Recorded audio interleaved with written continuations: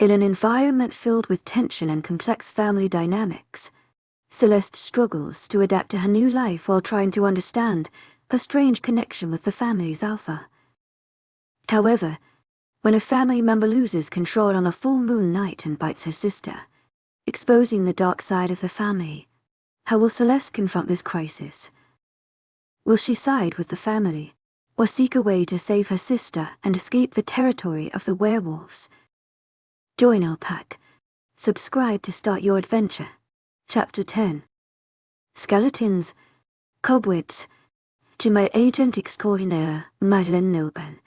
Heartfelt thanks for your unfailing patience, enthusiasm. Rats, cells, the smell of death. There was none of that. If this were what they called a dungeon, I'd love to see what they put in the playroom, if they had one.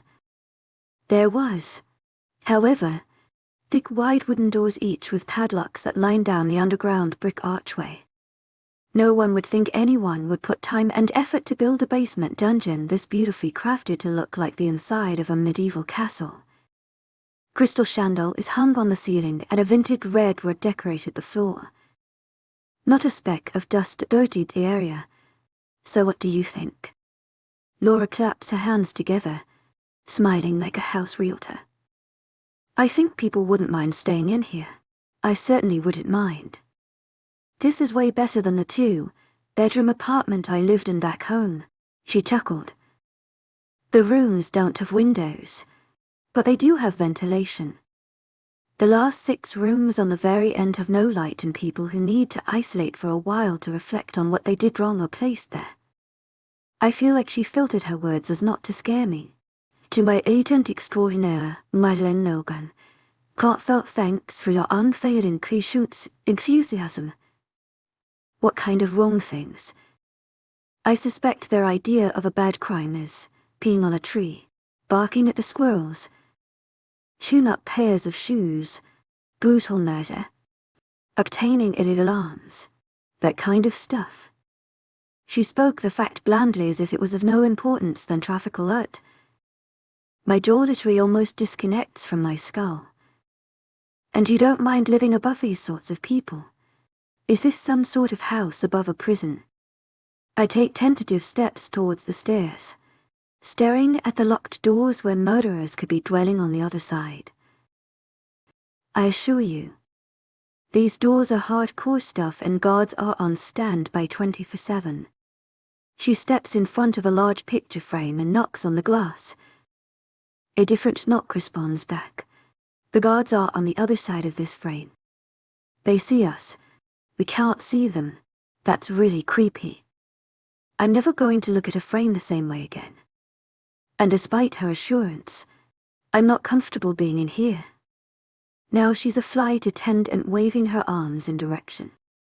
There are a total of 20 rooms, only 4 are occupied. 2 of these occupants are not criminals. She points to the first 2 rooms near the stairs. Miles and Levi are temporary dormers. They have recently shifted and are learning to control their wolves. Right now, they are a danger to you and me, so they stay in there. Any male with a small inkling of werewolf blood can turn into a werewolf at the ripe age of 16. However, their innate instincts are activated when they're near a pack. If not, they live out their lives as humans. She pauses while I take in this information. I'm a 2 that are criminals. I'm more concerned about them. Harmless. Those boys can't hurt a fly. Do you have questions? Now's the time to ask. Since we are in a tour and all, she purposely averts the subject. Are there no female werewolves? So far I haven't seen any, but I could be wrong.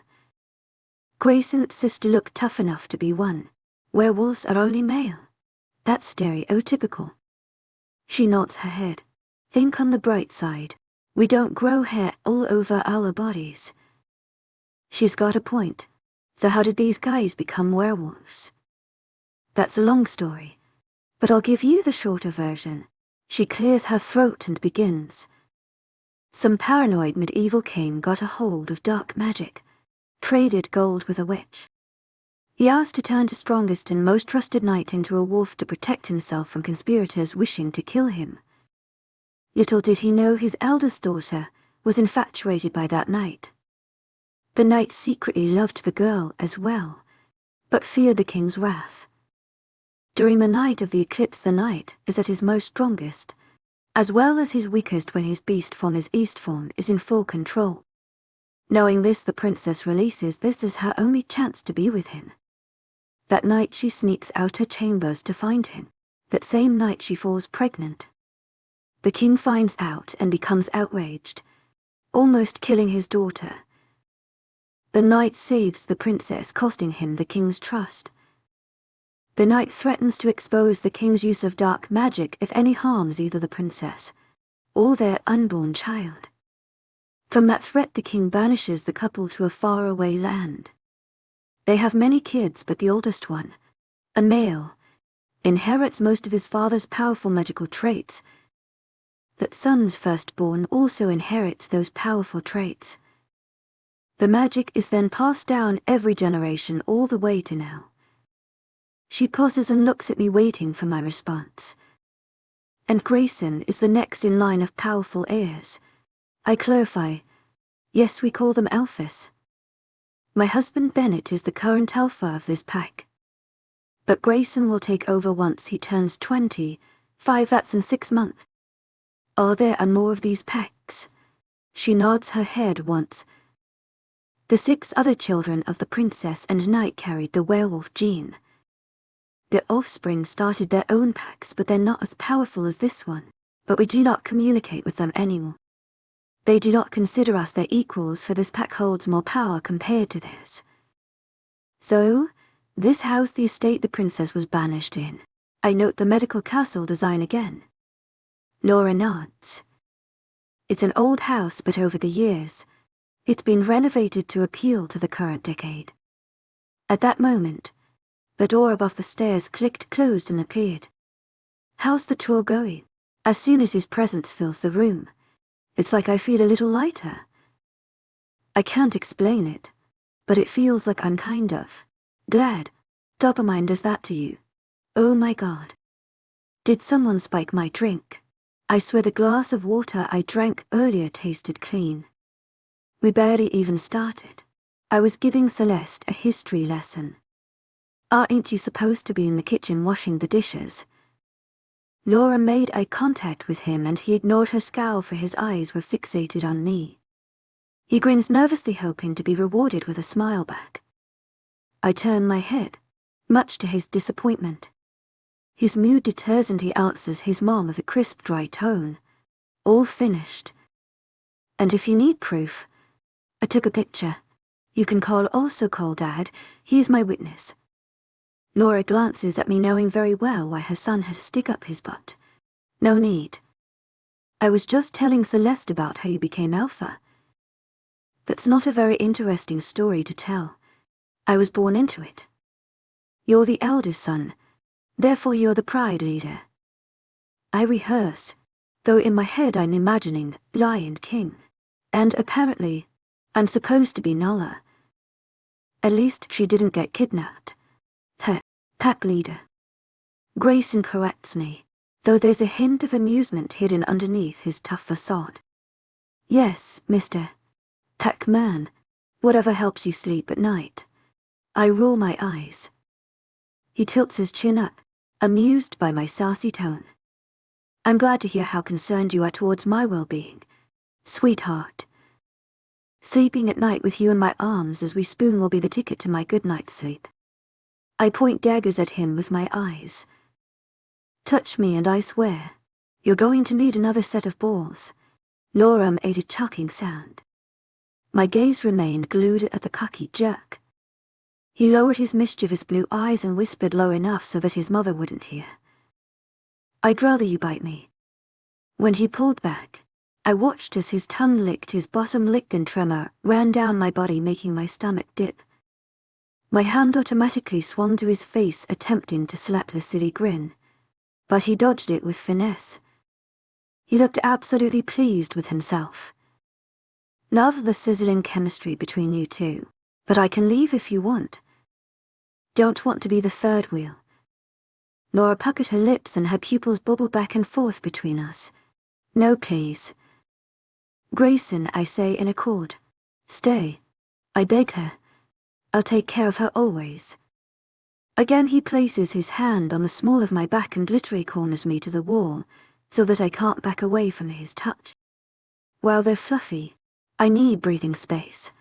Grayson's eyes flickered at his shotty glare. Stop calling my wolf fluffy. Laura seems as though she wants a seat in the bowl of popcorn. I expected her to stop our bickering, but all hope fails when she innocently pats my shoulder. Don't kill each other while I'm gone. To my agent extraordinaire, Madeleine Nilban, heartfelt thanks for your unfailing patience, enthusiasm. Don't do anything stupid. Remember, the pack depends on the both of you. Our survival is in your hands. She points at Grayson. And your stomach. She points at me with a conniving smile. My stomach. WTF her. The season is getting really old. There was a hint of warning in his voice that wasn't showing on his face. Love you too, my handsome boy. She giggles on her tippy toes to kiss him on his cheek. Your face is prickly, you need to shave. Celeste would appreciate not kissing a dog. She sends me a wink. Oh no, I wouldn't. And I'm not kissing anyone, Mom. Grayson bites back another warning. To my agent extraordinaire, Madeleine Nilban, heartfelt thanks for your unfailing patience, enthusiasm. To my agent extraordinaire, Madeleine Nilban, heartfelt thanks for your unfailing patience, enthusiasm. I know when I've embarrassed you enough. She sighs and heads up the stairs, mumbling something about boys and their silly tough guy attitudes. Her departure releases the awkward tension in the room.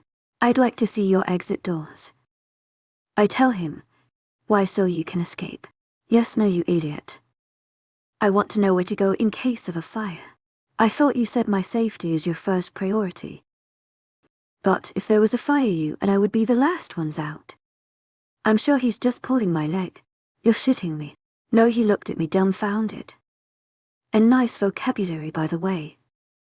As pack leaders, we make sure everyone is safe before considering our well-being. Again with the pride rock talk. I'm surprised this song, Circle of Life, hasn't turned on.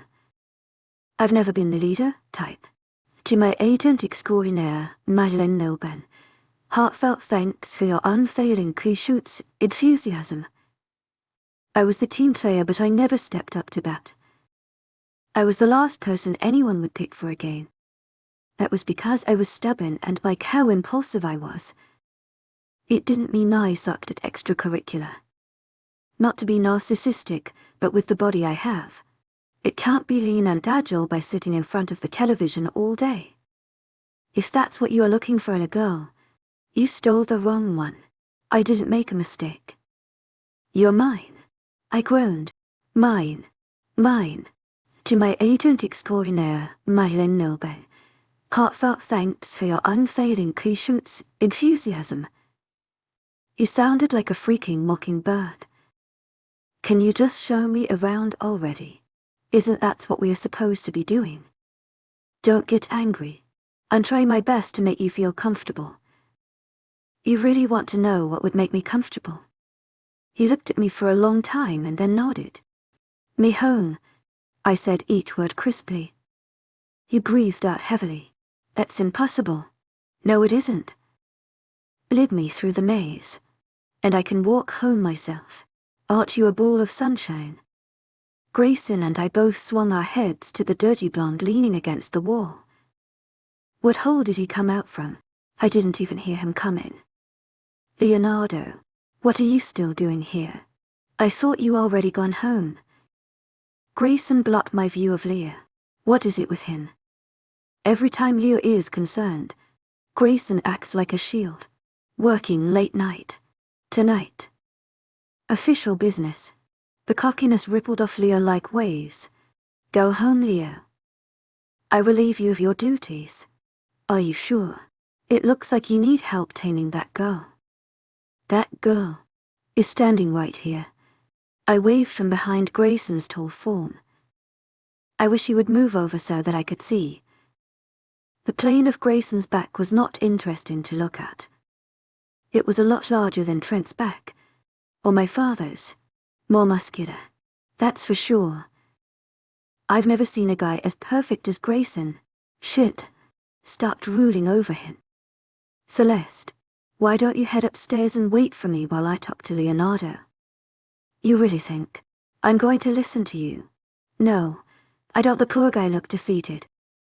And for a second, just a second, I felt sorry for him. I thought so. I tilted my chin at him. Leo interrupted by laughing. She's got you whipped already. Shut up, munt. Grayson growled starkly. The simple command should not have shut Leo's big mouth. Yet it did. The humor was still in his eyes, but his lips pressed together in a tight line almost like it was glued together. How did Vincent respond to my message? You mean the rock? I throw it at his head like you wanted me to. That's horrible. I exclaimed. You could have killed him. Imagining the size of that thing, I'm sure Vincent could very well be in the hospital right now. You devils. The two jerks didn't look at all ashamed. Relax, cupcake. My brother sensed it in time and it grazed him across the cheek. And that's supposed to be better. Did you tell him it was from me? Grayson was serious. Leo chuckled. Yeah, the terp looked like he was about to pee his pants. Did he really? Grayson arched his brow. He looked perturbed. But no. I wish he did though. I would never let him live it down. He smiled astutely. So, what are you two doing down here? Aren't couples supposed to be kissing on top of a hill looking over a beautiful sunset? Or some shit like that? My face twisted in disgust. They acted as if this were a day-to-day conversation. Watch the language, Grayson muttered, while his eyes darted to me. Kuh, Lise. I'm not immune to that sort of language. Awesome. Leo snickered and let out a whole slur of explicit words just to test me. Grayson groaned and panned his face. From now on, don't reel him on. Leo sung a whole rap song, before Grayson stopped him. Leo, that's enough. Are you sure? I think Celeste is enjoying herself. I'm not. You're giving me a headache. I uncover my ears.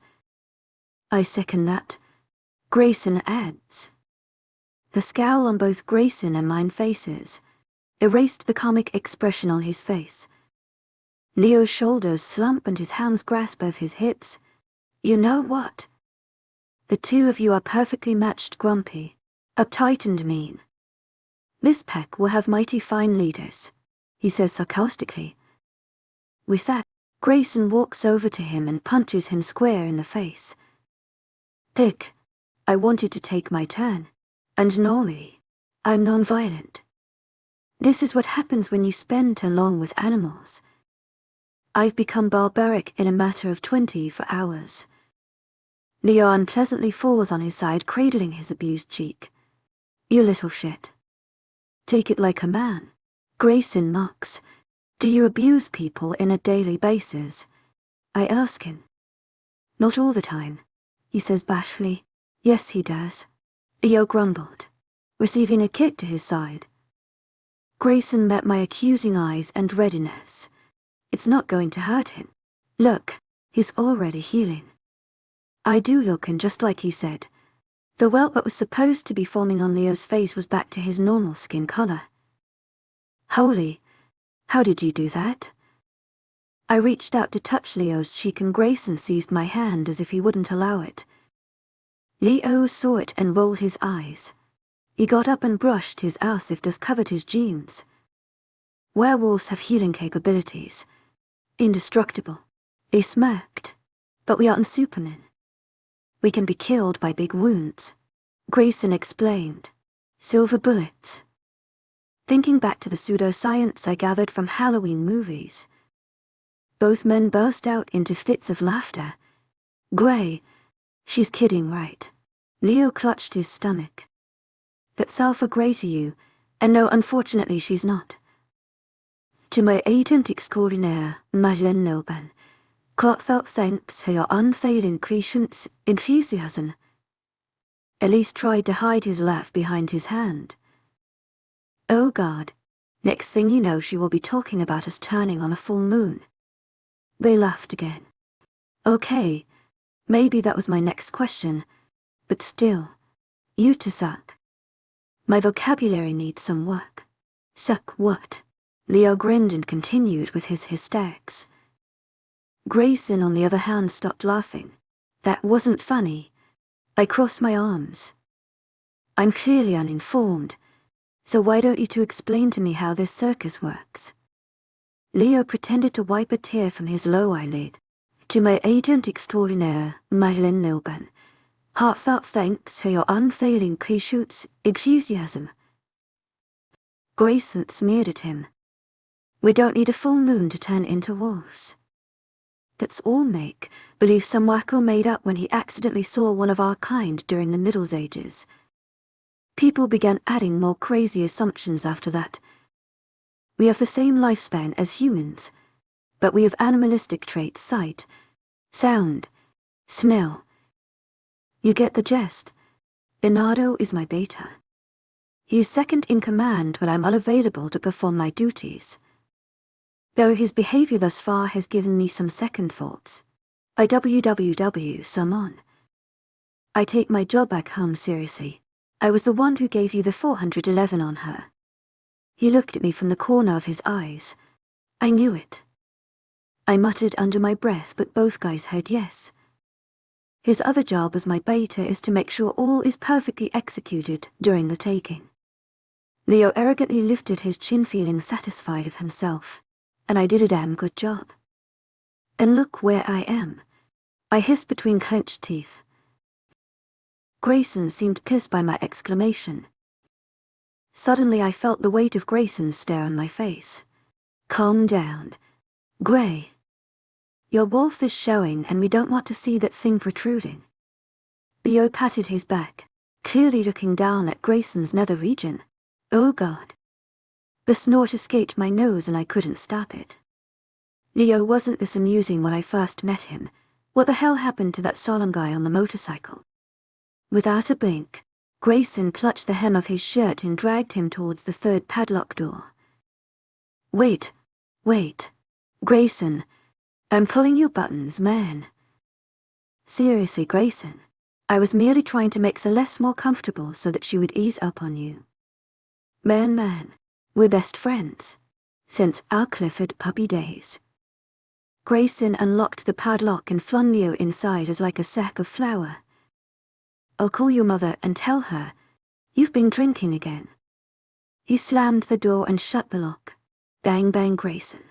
It was just 2 shots with the guys. Don't tell my mother. She's going to blow a gasket and remember what happened last time that happened. Well, that's your problem. And what the hell were you and the guys thinking? You're not supposed to be drinking on the job. Bang, the guys pressured me to do it. They said we were toasting to your engagement.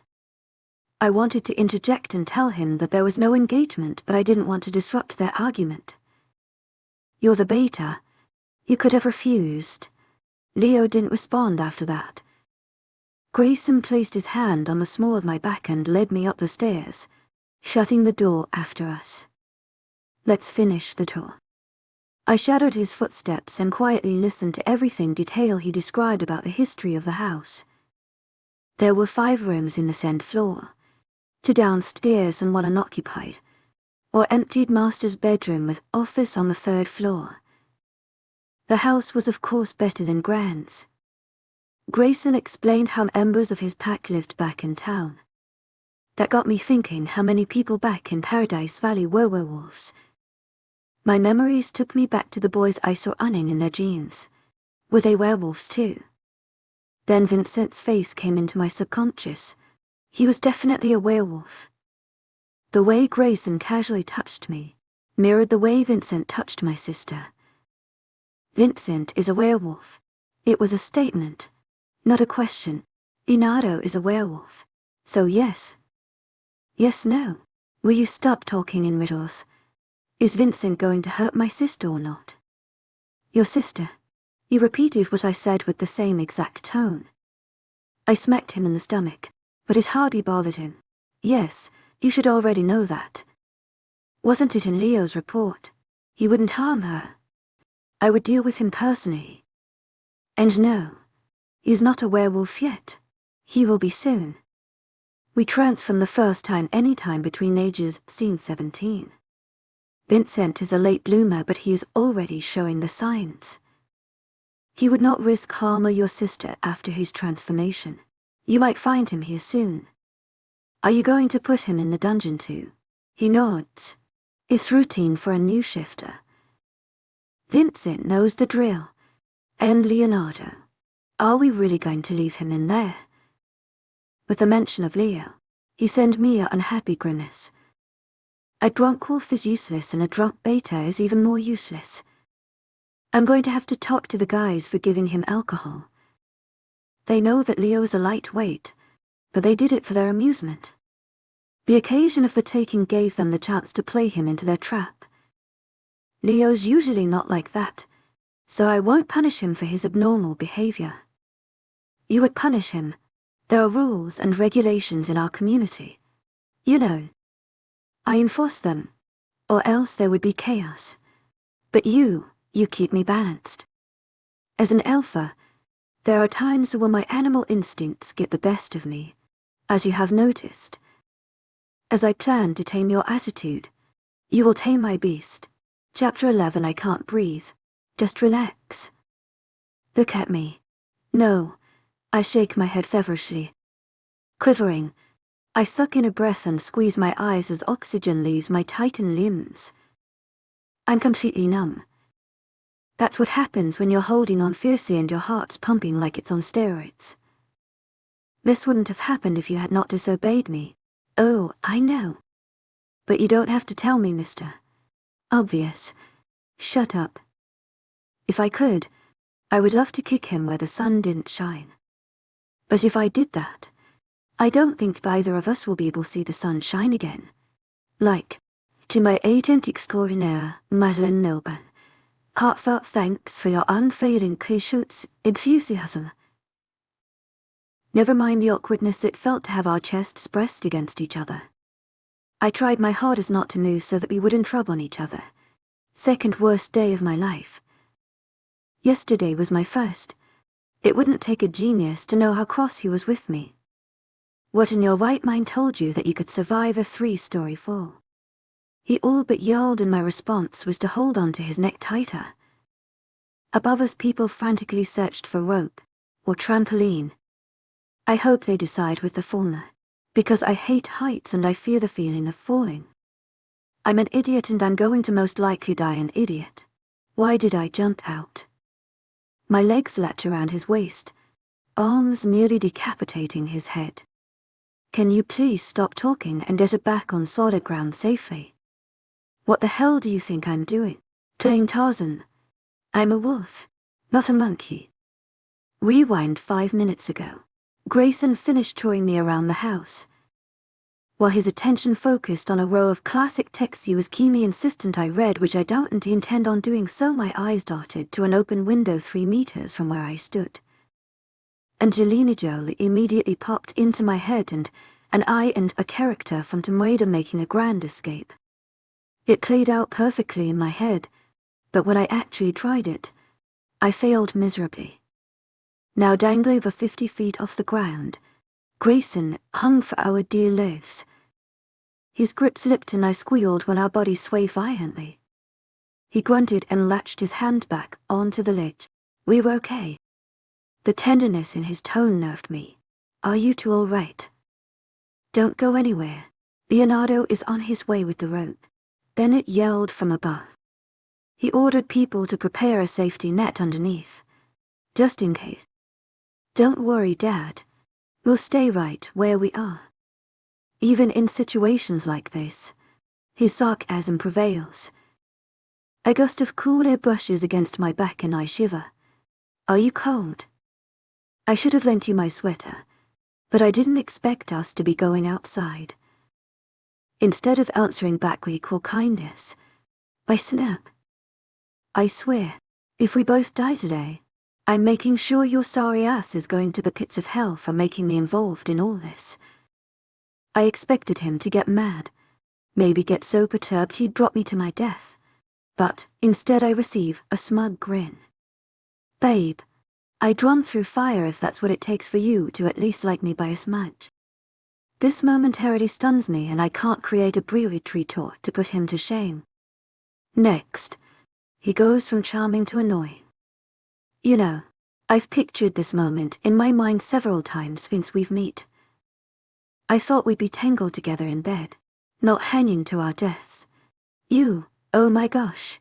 Tu es agent extraordinaire, Werewolves丨Heartfelt thanks for your unfailing patience, enthusiasm.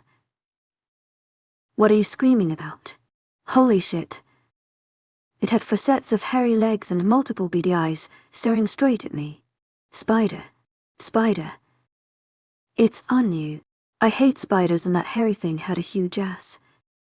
It was probably looking for a nest to crap its millions of offspring in. Get it off. Tu es agent extraordinaire, Werewolves丨Heartfelt thanks for your unfailing patience, enthusiasm. Shaking back and forth, causing us to sway viciously back and forth. Celeste. Stop it. He groaned. You're making it hard to hang on. I looked up to see his reddening fingers merely inches off the ledge. Leo appeared over us with a rope in his hands. To my agent extraordinaire, Werewolves丨Heartfelt thanks for your unfailing patience, enthusiasm. Wrap this around you. The creature took a few tiny steps forward and I shrieked. Shake it off. My legs detached from Grayson's hips and dangled between his legs. Stop moving. You're slipping. Where is it? I can't kedicate, kind of busy keeping us alive here. I'm not touching it. Oh my god. It's having a vacation on your ass. For the love of. It's just a stupid bug. Gray. Leo said again. He didn't hear the conversation happening below. I clamped my teeth. Can't you, like, flex your butt? Or something? Are you freaking serious? Grayson cynically. Yes, I don't want to touch it. I repeated again. I don't think flexing my ass will make it pop off like a suction cup. As if amused, the evil creature crawled up higher onto Grayson's back and I screamed in hysterics.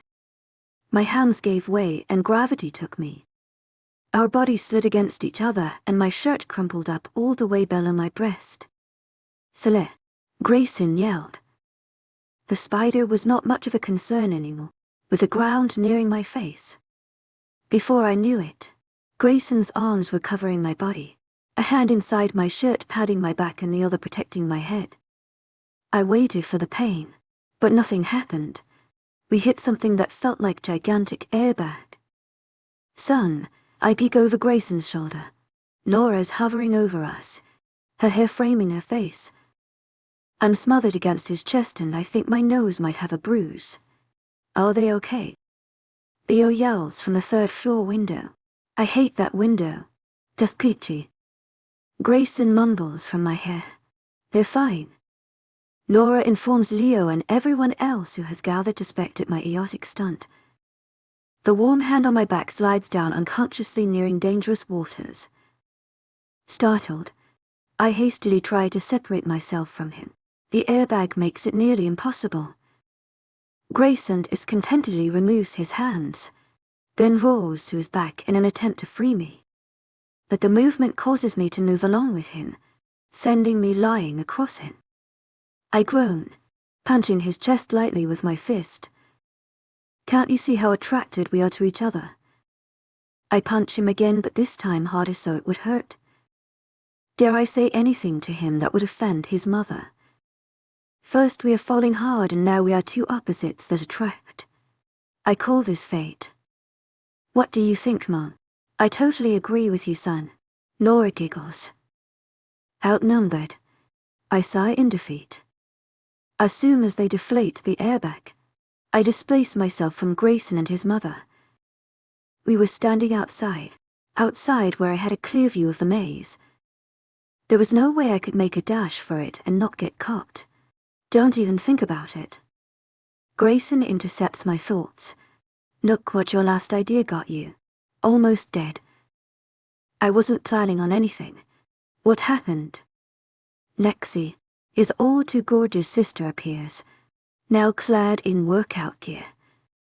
She looked like she'd just finished running. Light sweat ran down the side of her face and pieces of damp hair clung to her skin. Celeste wanted to learn how to fly. The jerk muttered. I was trying to escape. I clarified, pointing my finger at him. Understandable.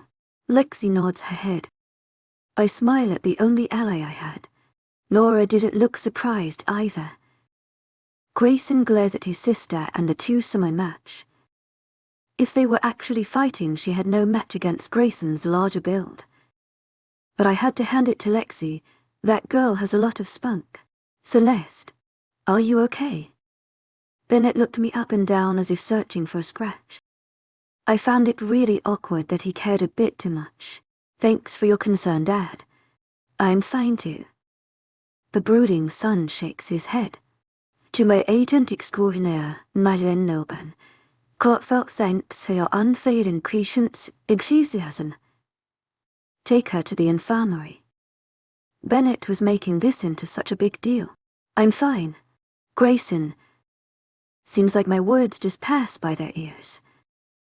Without another word spoken, Grayson ushers me back into the house and into the infirmary. The small space hidden in Grayson's library a couple feet where I had earlier jumped out of. The doctor, Mary, is a silent, tiny old woman. I don't even think she could see, but she held my hand for a few seconds and said, "She's fine."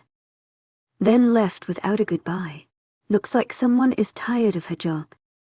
She's really good at what she does. Grayson saw the dubious look in my gaze as she closed the door. My eyes scanned the room, noticing the plain white furniture and sheets. I'm going to have someone permanently glue that window shut. He positions me on a small mattress, my back propped up by a stack of pillows. His seat on the rolling stool, facing my direction. It's not like I'm going to try it again after that ordeal. No, but if you plan to escape again, I will have to child-proof the entire house with padlock and security codes. I slapped his hand that was nearest to me. You are keeping me here against my will, and now you're making me feel more like a prisoner. Then what am I supposed to do? Literally snaps his sharp teeth at me. I can see the points of his incisors peeking out from his upper lips. You are trying to leave me. I'm momentarily scared at his outburst, but he pulls back and notices the shock on my face.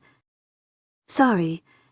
To my agent extraordinaire, Lycan Love, heartfelt thanks for your unfailing patience, enthusiasm. Shit. I didn't mean to scare you. It's my wolf again, see? He turns around and I notice his eyes again. They have changed color. Fluffy. Hoping it would lighten the mode. Acting cute and innocent always worked on my sister. His nose crunches. My wolf. This time, I use a softer tone. Please make me understand. Because I can't see the sense of all this. Why are you making me stay? Why are you forcing me to wed you? Do you even leave this place? Does anyone in your family ever leave this place? That's a lot of questions. I don't think you can handle all the answers at once. Try me. I've seen and heard so much in one day. I think I can survive the rest. He walks towards a mini freezer and takes out a can of soda. I shake my head. No thanks. Are you sure? I also have beer if you underage. I remind him. Right. You're 18.19. I corrected. And you're 24. Yup, he takes out a different can and shows it to me. Just sparkling water. I'm not much of a drinker. I only down one glass on occasion. But since I'm an alpha, it doesn't really affect my senses. It's all for show, Ray. He took a few sips. I didn't need to know that. He sets the can on the counter. Being an alpha, I'm always in control, physically and mentally. I always have to be aware of everything. Celeste. Yes, you've mentioned that before. And you. I take you seriously as well. Didn't seem like it when I was frantic and wanted to go home. I turned my head to face the plain white wall. Then go home. I will let you go. Did I hear him right? Needing to look in his eyes for the truth, I faced him with an astonished look on my face. After all this, you're letting me go. Reverse psychology. It's a technique my mom used on me and my siblings. We would get tricked into doing what she wanted us to do, by pretending not to want it. For example, she would tell us not to do our homework, then add something along the lines of "I won't work either." That way, we would all live in the streets and beg for food. We all stubbornly did our homework in spite of her words. Grayson was doing exactly what my mom did. Go ahead. Leave if you really desire it. I stared at him carefully. He's a really great actor. I can't even tell if it was a joke or not. His sarcasm, if it was there, was not showing. For effect, even walked towards the door and good manner Edley showed me the way out. I stayed planted on the mattress, thinking I was walking into a trap. This is not a joke. It better not. Getting up, I decided to play alone. Are you going to walk me through the maze? He took my hand and placed it around his elbow. I'll escort you. Something fishy is going on. That's nice of you. He gives me a dazzling smile. Anything to please my lady. For every step we took, I watched him from the corner of my eye, waiting for the moment to spot the jest on his facade. He wasn't kidding. True to his word, we strolled to the direction of the maze. I was going back to my family. A feeling of elation filled me. I spotted Leonardo talking to two men. All of them stopped to ponder where we were headed. Alpha Grey, where are you headed? One man asked. I didn't even turn around to look at who it was. My eyes were focused on the maze and Grayson. Without a show of hesitation, Grayson enthusiastically told them we were heading to town, and I smiled wider. It was like siren bells turned on. At first Leo gave us a strange look.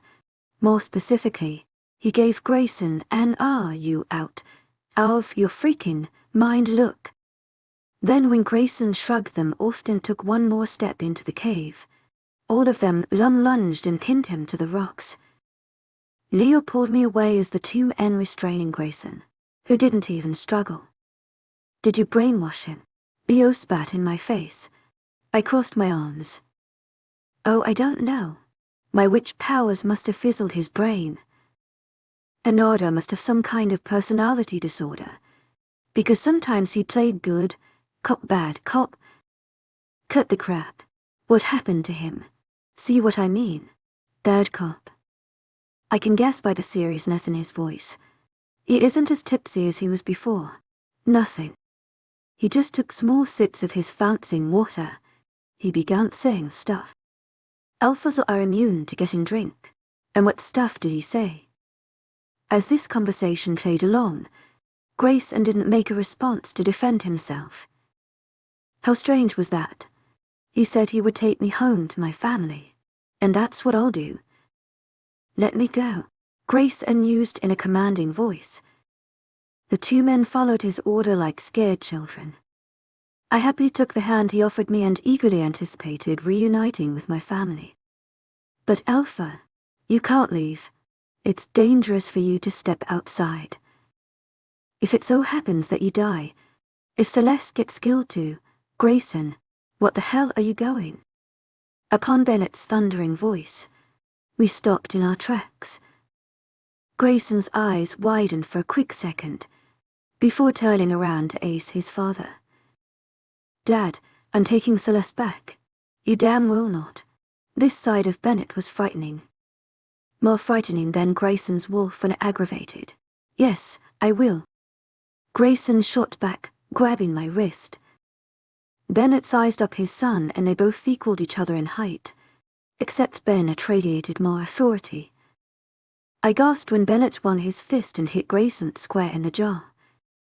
Grayson released me and stumbled before steadying his feet.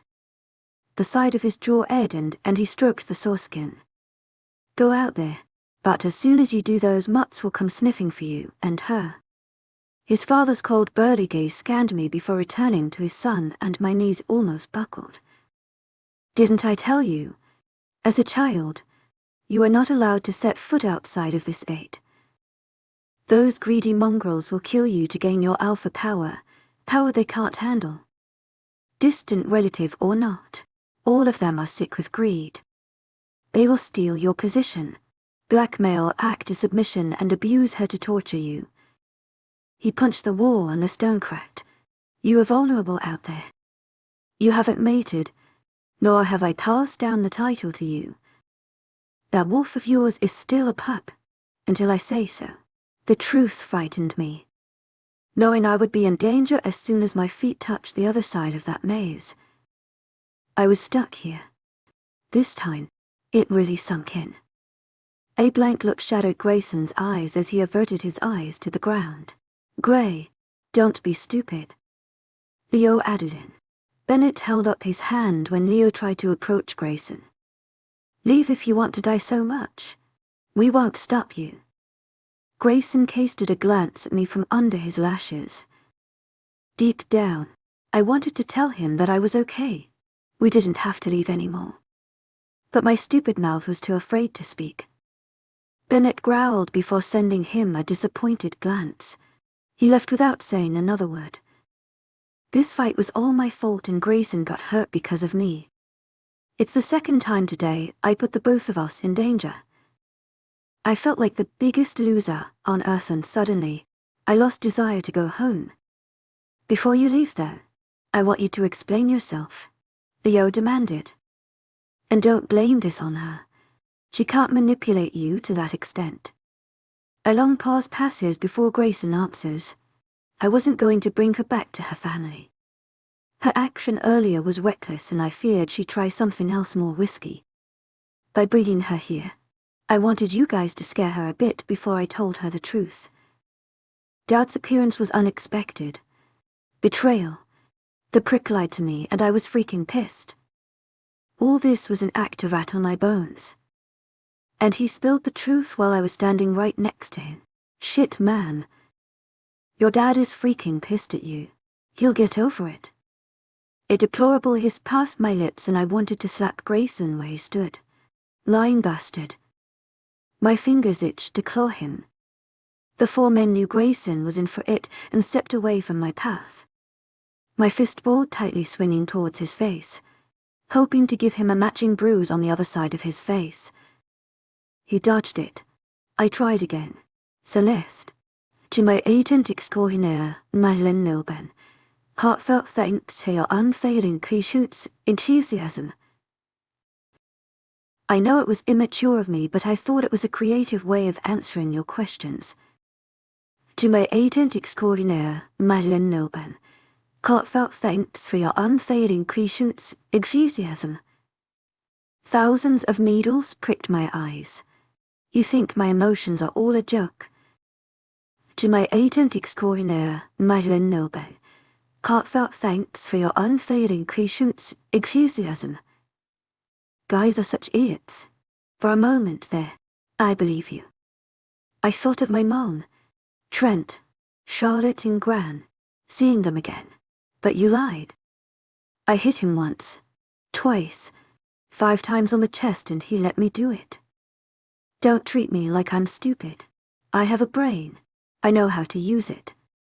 Don't think so inferior of yourself just because you're the alpha, or whatever. People in my world don't give a damn who you are. If you don't respect others. The look on his face was of pure shock. I bet he has never been yelled at by a girl not related to him by blood. Celeste. I kicked him in the shin. That's right. He crouched down in pain. I grasped a handful of his shirt and looked him straight in the eyes. You messed with the wrong girl. Mutt, I suggest you keep your tail tucked between your legs. You may never know. It might be gone when you wake up tomorrow morning. I audible heard the 3 other men gulp. Chapter 12. I skipped dinner that night, although my stomach protested like an angry mob. No way in hell was I going to go downstairs and eat a meal with a damn liar. For all I know, he could hand me hot sauce instead of ketchup, or worse, laxative instead of salt. Which, by the way, Charlotte did that to Trent and it was not pretty. I miss those two. I wonder what they are doing right now. I can't imagine either of them crying over me. Laura tried convincing me to eat, but I wouldn't listen, or even look at Grayson. Lexi took a turn convincing me as well, but she eventually confessed that her brother and mother put her up to it and left.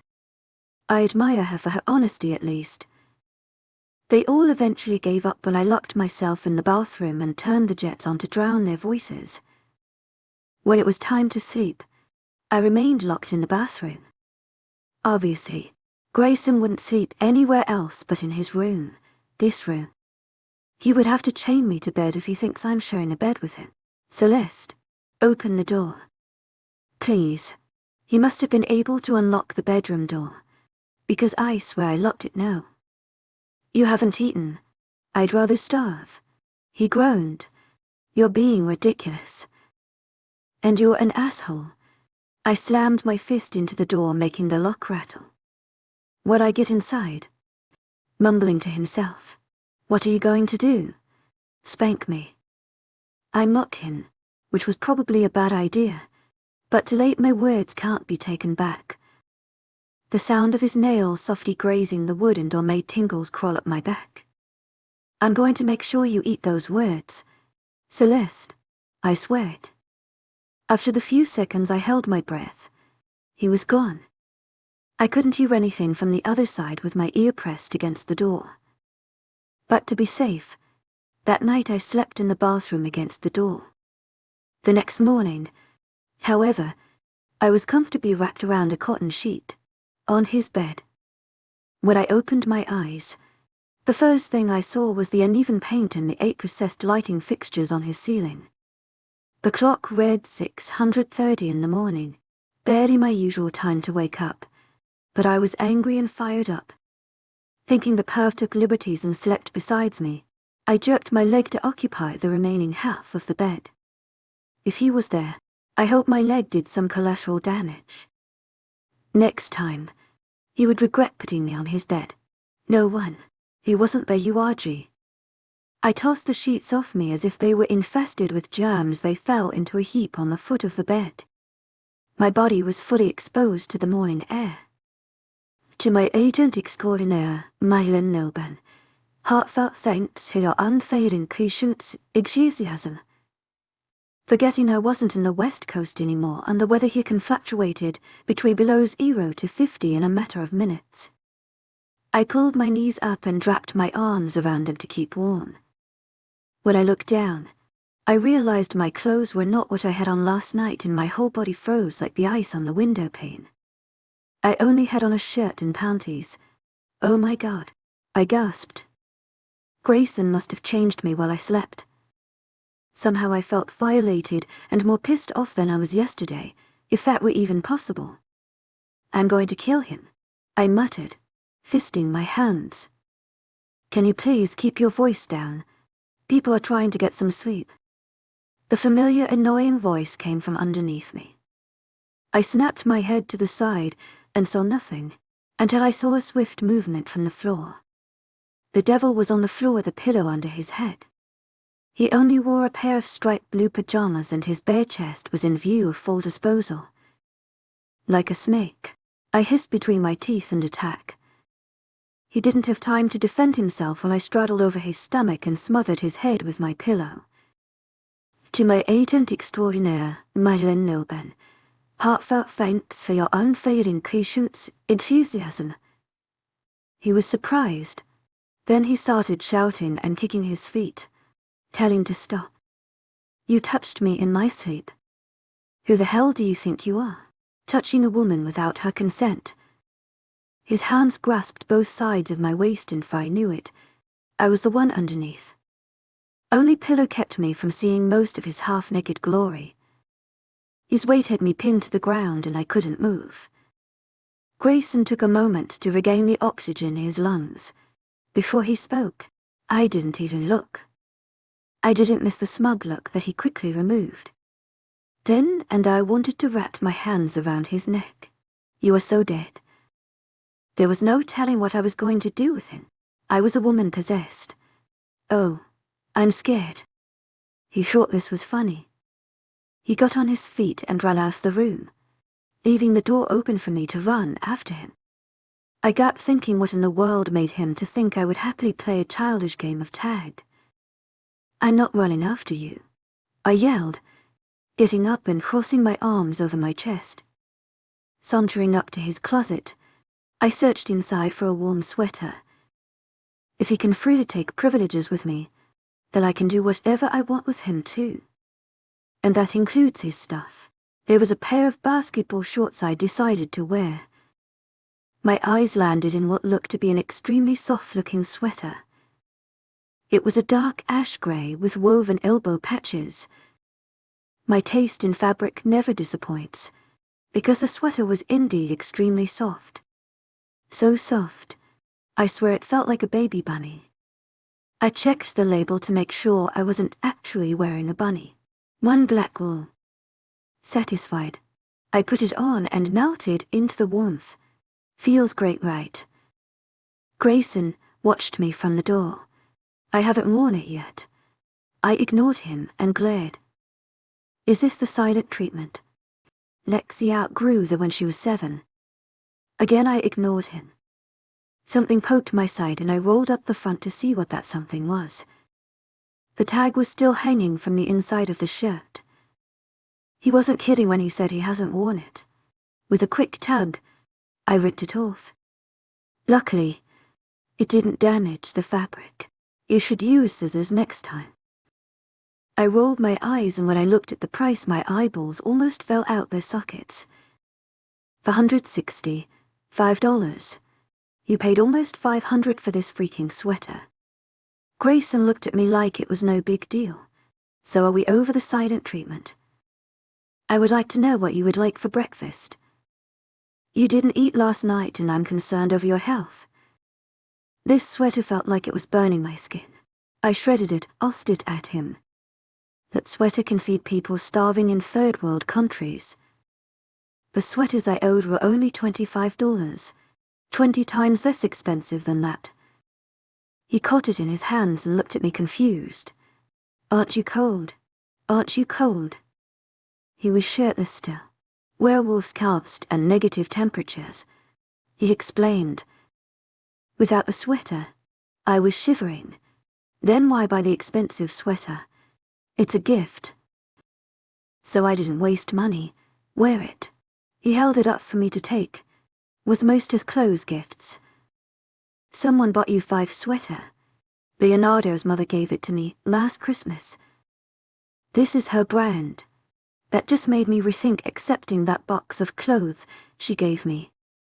I hadn't opened it yet, and it was sitting in the corner of my room in Grand's house. Wait. Hold on. Debbie knows about you. Grayson looked at me as if I were an idiot.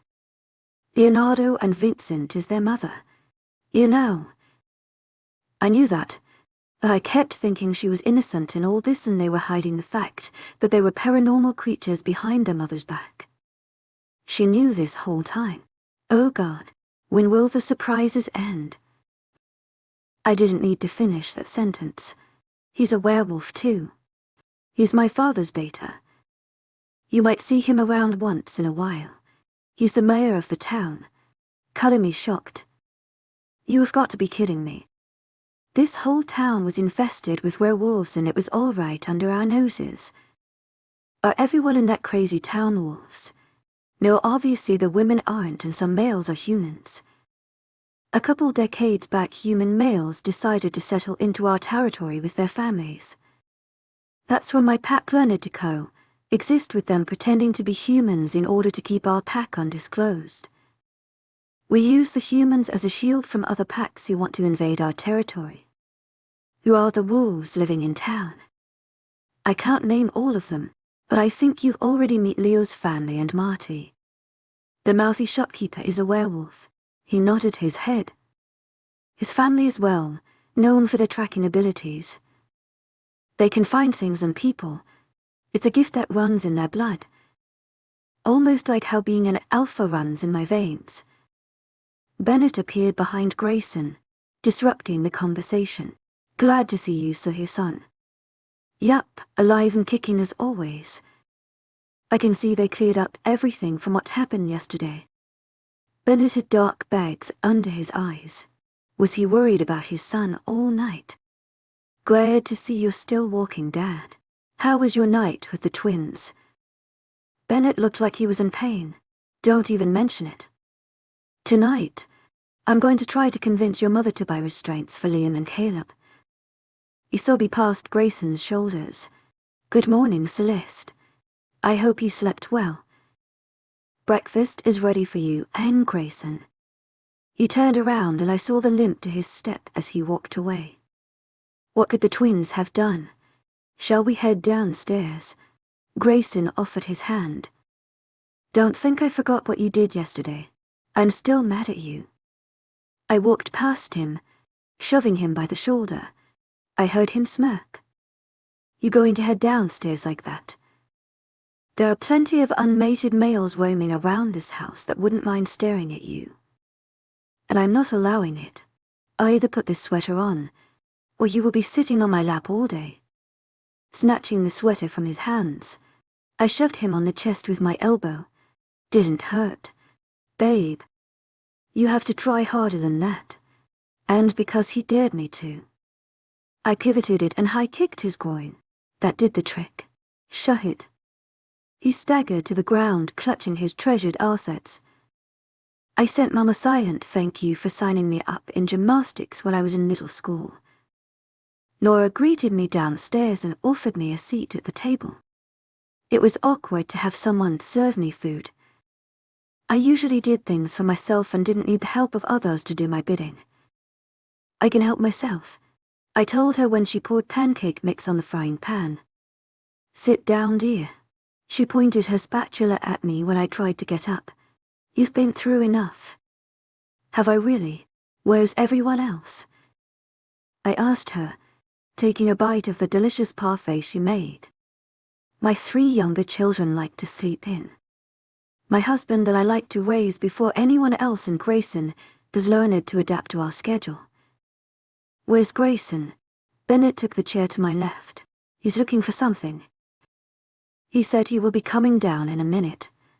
To my agent extraordinaire, Lycan Love, heartfelt thanks for your unfailing patience, enthusiasm. Both parents nodded and started conversing with each other. By the time Grayson finally presented himself, he looked like he was ready to plot revenge. His eyes settled on me as he walked towards the seat to my right. Good morning, Ma. He greeted his mother. Morning, son. How was your sleep? Stiff. Was his only reply, which made Bennett chuckle from behind his coffee mug. The floor. Or other things. Bennett chided and I blushed horrified at his hilarity. Bennett. Laura whacked her husband over the head. To my agent extraordinaire, Lycan Love, heartfelt thanks for your unfailing patience, enthusiasm. He rubbed his abused collar and apologized to his wife. Grayson took my spoon and dipped it in his mouth. I gawped at him in outrage. You have your own spoon.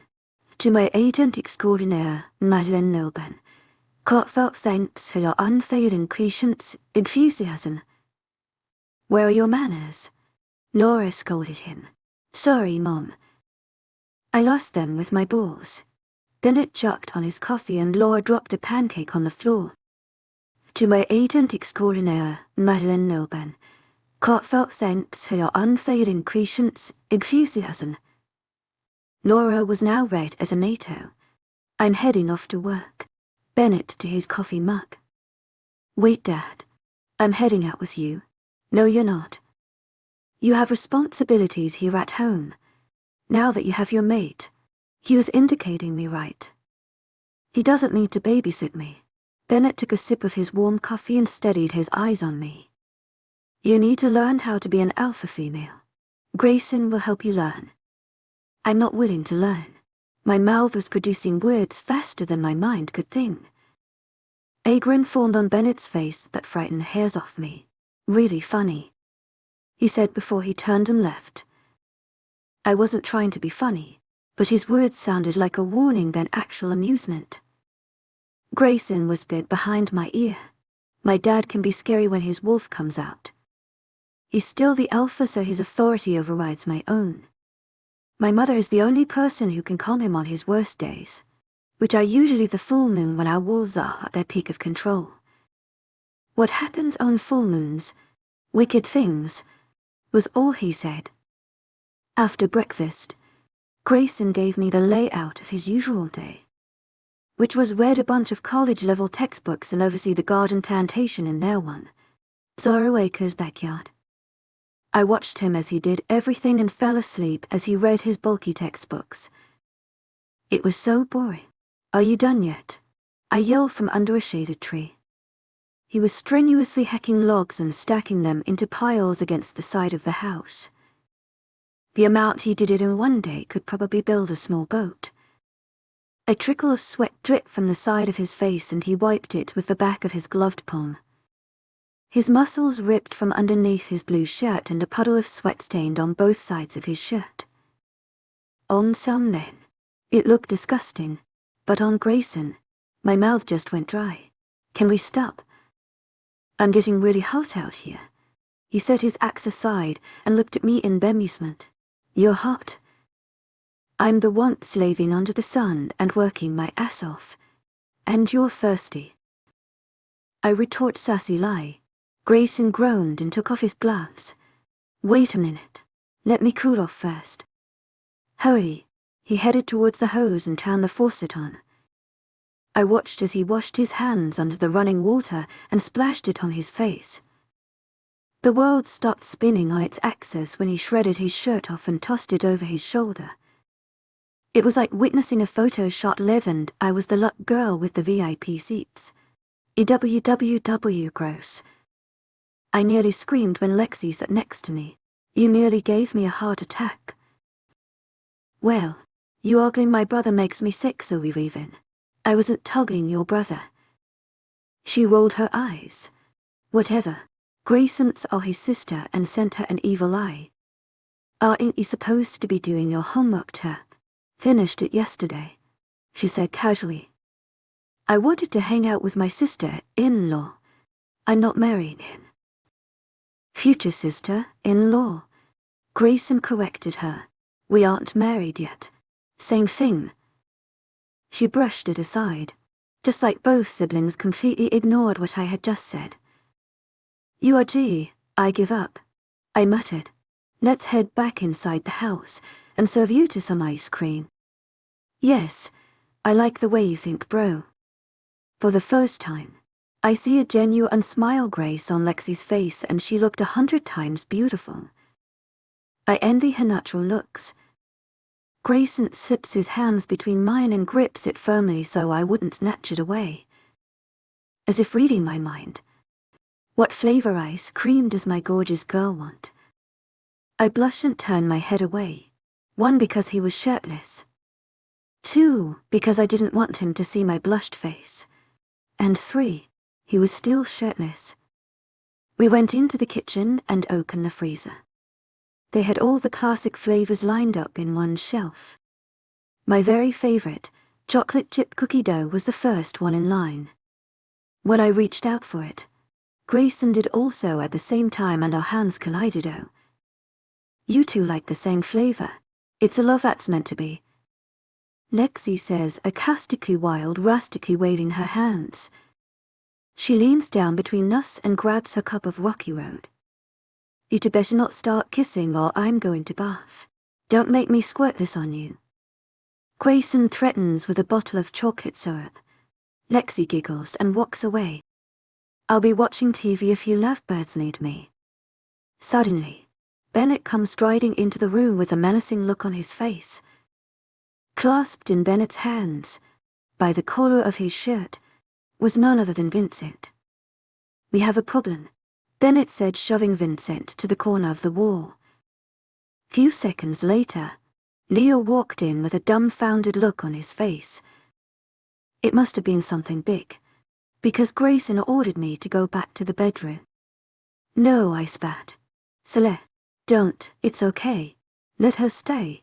This matter involves her," Bennett said sharply. Grayson took me by the arm and sat me on a chair as he held onto my shoulder, as if I would try and run away. Bennett inhaled a sharp breath and sent Vincent a murderous look. This boy shifted into his wolf last night for the first time, so what's the issue with that? Grayson asked. Leo took a step forward and told Bennett that he would give the details. The men looked at each other for a silent minute as if having a soundless conversation. Out of the blue, Grayson's facial expression turned into disbelief and he gazed slowly at me in trepidation. "What?" I said, exasperated. Grayson placed both his hands on my shoulders and the action made me more impatient. "I don't want you to freak out. Everything is being taken care of. Just spill it," I told him. The three men standing behind him looked at me, studying my face. Vincent, however, looked like he was terrified of my existence. Grayson held his breath, then spoke. "Vincent was with your sister last night." He shifted in front of her and his wolf was in full control. "What?" Almost knocking the chair behind me down. I took a step towards Vincent, who was cowardly hiding behind his brother. "Grayson, let me go." He hit me around the waist. "To my agent extraordinaire, Madeleine Nilben, heartfelt thanks for your unfailing patience, enthusiasm." "She's okay," he assured me. No, Bennett argued. Out of recklessness, he bit her. The last nerve of self-preservation snapped. Don't let the story end. Subscribe to continue our Wolfpack legend.